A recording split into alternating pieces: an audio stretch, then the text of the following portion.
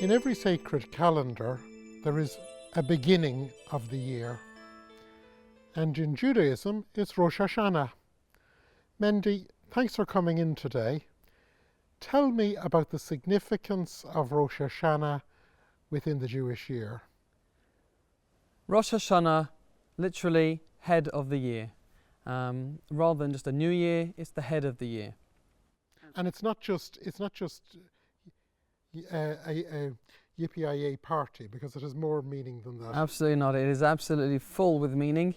And we try and pack as much meaning into Rosh Hashanah as we can, because we believe that from Rosh Hashanah we're judged and we're blessed for the rest of the year. So we want to get as much spirituality, be on our best behavior at Rosh Hashanah, especially as it's known as the day of judgment.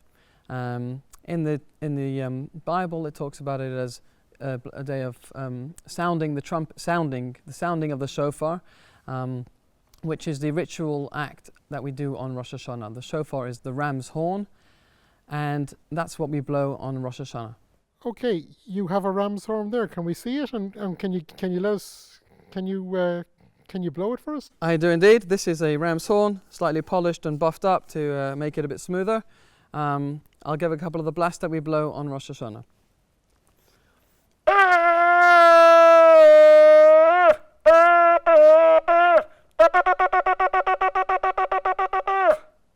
Thank you. Pleasure. Those blasts, as we heard there are three kinds. There's a plain, simple blast, and then there's a couple of broken ones. What the blast is meant to represent is a cry from the heart. It's meant to represent, Father, we're coming home. Please let us in. We might not have been on our best behavior until now. You might not recognize our voice. We've forgotten the language possibly. But a cry from the heart is something that we hear. So it's a pure, simple blast. The broken blasts represent kind of sobbing and tears that we beg to be allowed back in and blessed for a new year. It also represents the ram of Abraham. When Abraham was commanded to sacrifice his son Isaac as a test of his belief in this God who he discovered, his final test was God commanded him to sacrifice his son Isaac. And although he was pained inside, he went and did this without asking questions. And as he got up, was willing to do it. He was willing to do it. Yeah. As he got up there to perform the slaughter, the angel calls out, "No, we don't. This is not what God intended for you to actually cause him any harm. It was simply a test." But Abraham begged, "Well, let me do something for God."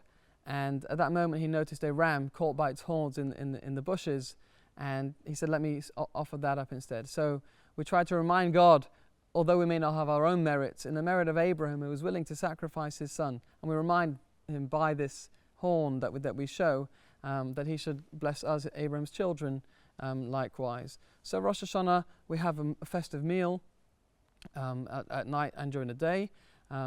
During the meal, we have interesting foods that sound like things which we, for a good year. So, or represent different things. We have a pomegranate is a very popular food that we eat, because it says that even the sinners amongst us are as full of good deeds as the seeds of a pomegranate. We have the head of often people have the head of a ram or the head of a fish, that we should be like the head and not the tail. There are many other foods that have translations. Some people have bananas for a bon année. I heard a family had a raisin and celery salad. They were asking God for a raisin celery.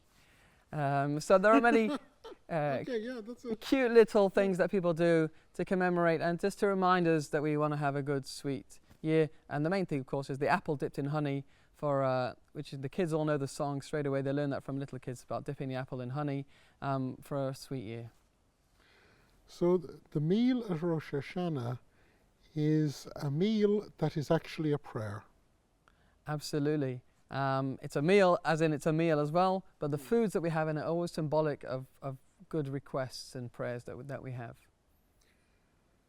Mendy, thank you very much. Pleasure.